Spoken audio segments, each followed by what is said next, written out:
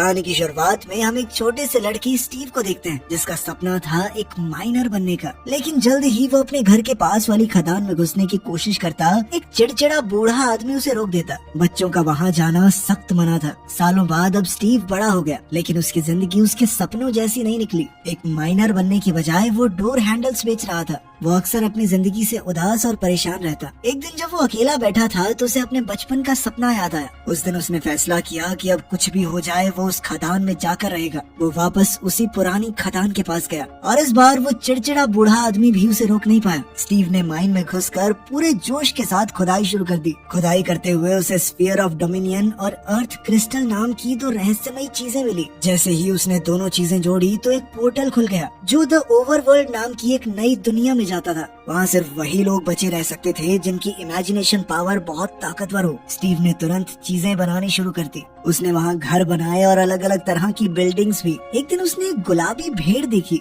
जिसकी ऊन से उसने एक और घर बना दिया। इसी तरह एक दिन उसे एक शिकारी भेड़िया भी मिला जो शुरुआत में तो उस पर हमला करने आया, लेकिन स्टीव ने उसे एक रसीली हड्डी दी और वो भेड़िया भी उसका दोस्त बन गया। स्टीव ने उसका नाम रखा डेनिस। उस दिन से दोनों पक्के दोस्त हो गए। स्टीव अपनी सपनों की डायरी से चीजें बनाता गया। इसी तरह कई साल बीत गए। एक दिन ओवरवर्ल्ड के कोने में उसे एक सुनसान पोर्टल मिला। उसके पास ही एक ब्लॉक भी मौजूद था। इसे पोर्टल में लगाते ही वो एक्टिवेट हो गया। डेनिस बिना सोचे समझे पोर्टल में कूद गया, जिसके बाद स्टीव को भी उसके पीछे जाना पड़ा। उस दूसरी दुनिया में स्टीव को सुअर जैसे जीव मिले जिनका नाम था पिगलेट्स। ये सब मलोशा नाम की एक शैतान जादूगरनी के गुलाम थे। मलोशा ने अपनी पूरी जिंदगी एक चीज को ढूंढने में लगा दी थी जिसका नाम था स्फीयर ऑफ डोमिनियन, जो कि स्टीव के पास मौजूद था। जैसे ही मलोशा ने स्टीव से वो स्फीयर लिया तो उसने खुद को अपने पूरे इलाके की रानी घोषित कर दिया। उसका मकसद था ओवरवर्ल्ड के ऊपर कब्जा करना, लेकिन स्टीव को अब ओवरवर्ल्ड अपने घर जैसा लगता था और वो ये होने नहीं दे सकता था। डेनिस की मदद से स्टीव ने भागने का एक खतरनाक प्लान बनाया और उस स्फीयर को चुरा लिया। उसने डेनिस से इस स्फीयर को इंसानी दुनिया में उसके घर में जाकर छुपाने को कहा। डेनिस उसका हुक्म मानते हुए पोर्टल के जरिए इंसानी दुनिया में चला गया। स्टीव को मलोशा ने अपना कैदी बना रखा था। वहीं डेनिस ने पूरे ब्रह्मांड की सबसे ताकतवर चीज उस गोले को स्टीव के बेड के नीचे छुपा दिया। इस दौरान वो गोला और क्रिस्टल अलग हो गए, जिससे पोर्टल बंद हो गया। कई साल बीत गए और अब कहानी में गैरेट नाम का एक नया किरदार आया। वो एक पुराने समय का आर्केड गेम चैंपियन था। अब वो एक छोटे से शहर चगलस में रहकर एक गेम स्टोर चलाता था, जो ज्यादा तो वैसे भी नहीं चलता था। एक दिन उसे अपना घर खाली करने का नोटिस मिला क्योंकि उसने कई महीनों से किराया नहीं भरा था। परेशान होकर वो एक लोकल स्टोरेज की नीलामी में गया। दरअसल उसे एक टिप मिली थी कि वहाँ किसी बॉक्स में एक खास गेमिंग रिमोट होगा जो अगर गैरेट को मिल गया तो उसके अच्छे पैसे बन सकते हैं। गैरेट ने $900 दे के एक स्टोरेज यूनिट खरीद लिया, ये सोचकर कि शायद उसे वो रिमोट मिल जाएगा। लेकिन डब्बे खोलने पर उसे कुछ भी खास नहीं मिला, सारा फालतू सामान। अपनी इस परेशानी में गैरेट ने नोटिस ही नहीं किया कि उसके पाँव के पास स्फीयर ऑफ डोमिनेंस और अर्थ क्रिस्टल पड़े थे। इसके बाद हम नैटली और उसके छोटे भाई हेनरी को देखते हैं, जो अभी अभी अपनी माँ की मौत के बाद इस शहर में शिफ्ट हुए थे। नैटली एक छोटी सी नौकरी कर रही थी। उनकी पड़ोसन डॉन ने उन्हें सामान वगैरह रखने में बहुत मदद की। अगली सुबह नैटली ने हेनरी के लिए पिज्जा बनाया ताकि वो स्कूल में नए दोस्त बना सके। क्लास में उनका टीचर काफी चिड़चिड़ा था। उसने सबसे कहा कि कुछ ऐसा बनाओ जो तुम असल जिंदगी में भी बना पाओ, लेकिन हेनरी ने एक जेट पैक का प्रोटोटाइप बना दिया। क्लास के बच्चों ने उसका मजाक उड़ाया, लेकिन हेनरी इस बात पर अड़ा रहा कि वो ये बना सकता है। उसने घर जाके एक होममेड जेट पैक बनाया, लेकिन टेस्ट के दौरान वो जेट पैक सीधा एक चिप्स बनाने वाली फैक्ट्री में क्रैश हो गया, जहां उसकी बहन नैटली काम करती थी। इस घटना की वजह से हेनरी को प्रिंसिपल के ऑफिस में बुलाया गया। प्रिंसिपल अब उसके लीगल गार्डियन से बात करना चाहती थी। हेनरी ने घबराकर जैरेड को कॉल कर दिया, जिसकी दुकान में वो अक्सर जाता रहता था, और कहा कि प्लीज मेरे अंकल बन के आ जाइए। पहले तो जैरेड ने मना कर दिया, लेकिन फिर हेनरी बोला कि मैं $26 दे दूंगा आपको कैश। उसके बाद वो जल्दी से आ गया, लेकिन आने के बाद वो ईगो में अपनी गाड़ी से बाहर ही नहीं निकला।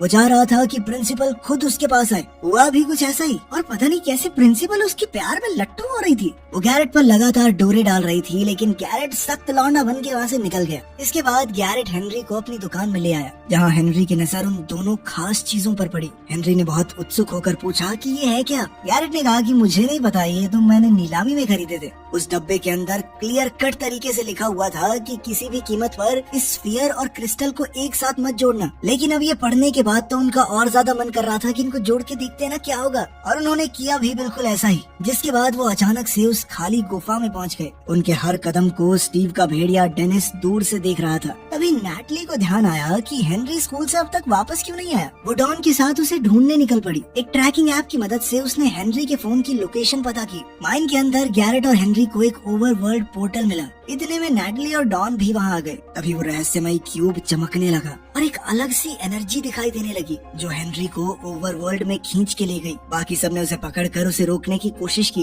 लेकिन कुछ ही सेकंडों में चारों लोग उस पोर्टल में खींचे चले गए। जब उनकी आंखें खुली तो वो ओवरवर्ल्ड में खड़े थे, एक नई और अजीब सी दुनिया जहाँ सब कुछ रंगीन और जिंदा लग रहा था। तभी गैरेट की नजर एक गुलाबी भेड़ पर पड़ी, जिससे उसने पूछा कि सोना कहाँ मिलेगा। साथ ही एक गाँव वाला उस खुले हुए पोर्टल को देखकर इंसानों की दुनिया में पहुंच गया। उधर मलोशा की उस नर्क जैसी नगरी नेदर में भी एक पोर्टल खुल गया, जिसे देखकर मलोशा समझ गई कि वो जादुई गोला वापस ओवरवर्ल्ड में आ चुका है। वो सीधा स्टीव के पास गई जो अब तक उसकी गिरफ्त में था। मलोशा ने स्टीव को आजाद कर दिया और वादा किया कि अगर वो उसकी मदद करेगा उस जादुई गोले को पाने में, तो वो डेनिस और उसे दोनों को आजाद कर देगी। डेनिस के लिए अपनी दोस्ती और प्यार के चलते स्टीव मान गया। इस दुनिया में नए आए ये चार लोग रास्ता ढूंढने लगे, लेकिन जल्द ही सूरज ढल गया। जंगल में एक भेड़िया चिल्लाया, जिसे सुनकर वो गुलाबी भेड़ तुरंत छुप गई। हवा में एक अजीब सी खामोशी छा गई। शिकारी कंकाल, बड़ी मकड़ियाँ और ज़ॉम्बीज़ बाहर निकल आए। डर के मारे सब भागने लगे। इसी अफरा तफरी में जैरेड ग्रुप से बिछड़ गया। हेनरी ने बड़ी समझदारी से क्यूब्स उठाए और तुरंत एक दीवार बना दी, और जैरेड इन कंकालों से बचने के लिए धरती के नीचे छुप गया। कुछ मिनटों बाद जैसे ही वो बाहर निकला तो एक बम बिल्कुल उसके पास आकर फटा, जिससे वो पूरी तरह चौंक गया। तभी उसने देखा कि गुलाबी भेड़ को ज़ॉम्बीज़ ने पकड़ लिया था, लेकिन वो इस बारे में कुछ नहीं कर पाया।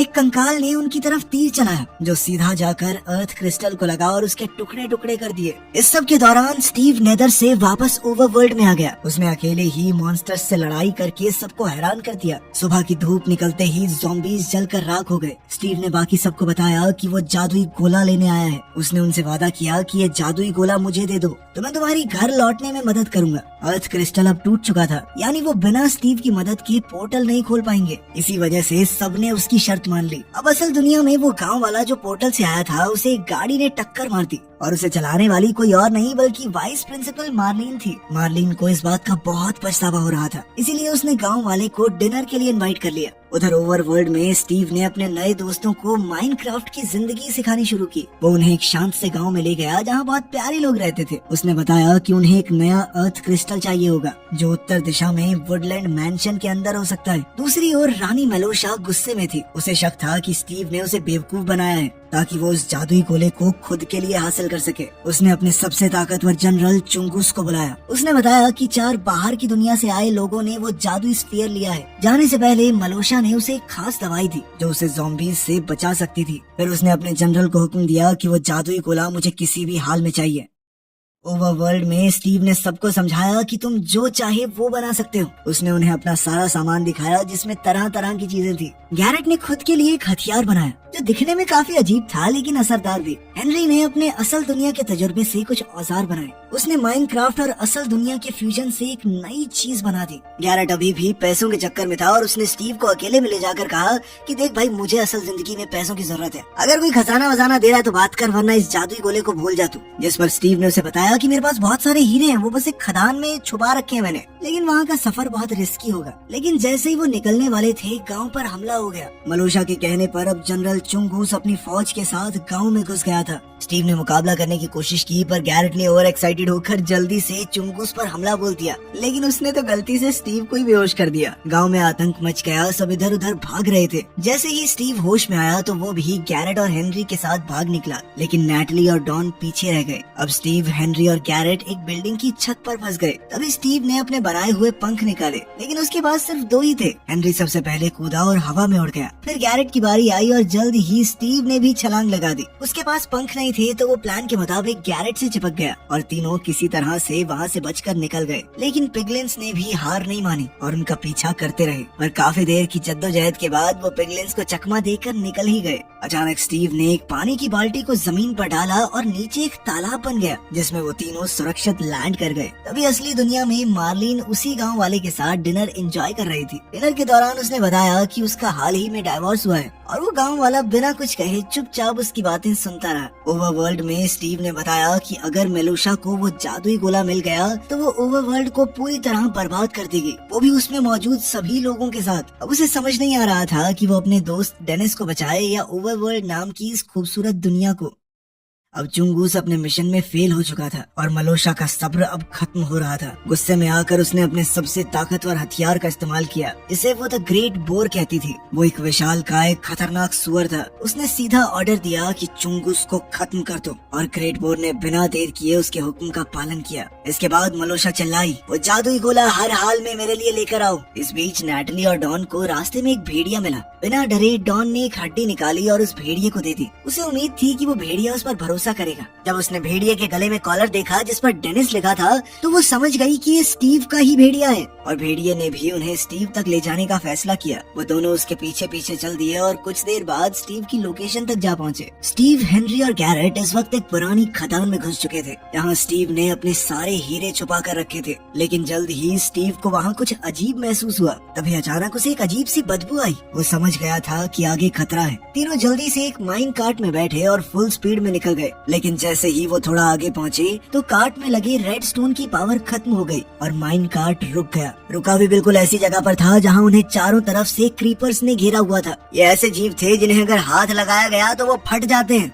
लेकिन जब तक उन्हें छुआ न जाए वो एक्टिवेट नहीं होंगे। तभी उस जादुई गोले को उनसे लेने ग्रेट बोर भी वहाँ गया। स्टीव ने तुरंत फैसला लिया और वहाँ मौजूद सारे क्रीपर्स को एक साथ एक्टिवेट कर दिया। एक बहुत बड़ा धमाका हुआ जिसने ग्रेट बोर को भी ढेर सारे मलबे के नीचे दबा दिया और वो तीनों जमीन के ऊपर निकल आए। जल्द ही वो तीनों एक डरावने फॉरेस्ट मैंशन के सामने पहुँच चुके थे। स्टीव ने बताया कि इसका पहला फ्लोर योद्धाओं से भरा हुआ है। दूसरे फ्लोर में थे काले जादूगर जो डरावने सपनों को जिंदा कर सकते हैं और तीसरे फ्लोर पर वो क्रिस्टल है जो उन्हें चाहिए, जिसकी देख रेख एक खास रक्षक करता है। स्टीव और गैरेट ने योद्धाओं का ध्यान भटकाने का प्लान बनाया, जबकि हेनरी का काम था एक सीढ़ी बनाना और चुपके से उस क्रिस्टल को चुरा लेना। योद्धाओं ने गैरेट को एक रेसलिंग रिंग में डाल दिया जहां उसे उनके सबसे ताकतवर योद्धा से लड़ना था। जब सबका ध्यान फाइट पर था, हेनरी चुपके से थर्ड फ्लोर पर पहुंच गया और एंडरमैन क्रिस्टल ले लिया। तभी वो रक्षक उसके सामने आ गया जो एक लंबा, काला और खतरनाक जीव था, लेकिन हेनरी के पास भी हीरे की कुल्हाड़ी थी। उसने हिम्मत दिखाई और जैसे तैसे जीत भी गया। इस लड़ाई में उसने एंडरमैन पर्ल नाम की एक कीमती चीज भी जीती,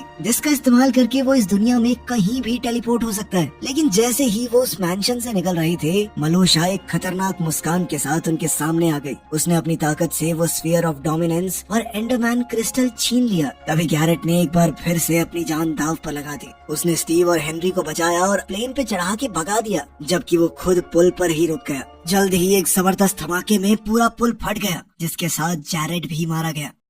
कुछ देर बाद स्टीव का पालतू भेड़िया डेनिस उसे ढूंढते हुए वहां तक पहुंच गया, पर तभी मेलोशा ने जादुई गोले का इस्तेमाल करके नेथर और ओवरवर्ल्ड के पोर्टल को और ज्यादा ताकतवर बना दिया। उसके एक हुक्म पर सूरज तक गायब हो गया और ओवरवर्ल्ड में अंधेरा छा गया। सभी दोस्तों ने तय किया कि उन्हें कुछ भी करके मेलोशा को रोकना होगा। उन्होंने हथियार बनाए, मजबूत कवच बनाए और लोहे के रक्षकों की एक फौज तैयार की। सुबह होते ही उन बड़े किए हुए पोर्टल्स में से पिलग्रिम्स का एक बड़ा सा ग्रुप ओवरवर्ल्ड में घुस आया। मेलोशा अपनी शैतानी हंसी हंस रही थी। उसे पता था कि लोहे के रक्षक तब तक नहीं लड़ते जब तक उन्हें उकसाया न जाए, लेकिन एक डरपोक पिगलिन ने गलती कर दी। उसने पहले हमला कर दिया और बस सारे रक्षक एक्टिवेट हो गए। जल्द ही एक भयानक जंग शुरू हो गई। अपनी फौज को मुसीबत में देखकर मलोशा ने दूसरा ग्रेट बोर भेज दिया, लेकिन हमारे हीरोज ने भी अपना हुक्म का इक्का निकाला। सबसे बड़ा लोहे का रक्षक गोलम। ये दो खतरनाक जीव एक दूसरे से टकराए तो पूरे अंडरवर्ल्ड की जमीन हिल गई। इस बीच स्टीव ने डायमंड का कवच पहनकर अपनी डायमंड की तलवार उठाई और मलोशा का सामना करने को तैयार हो गया,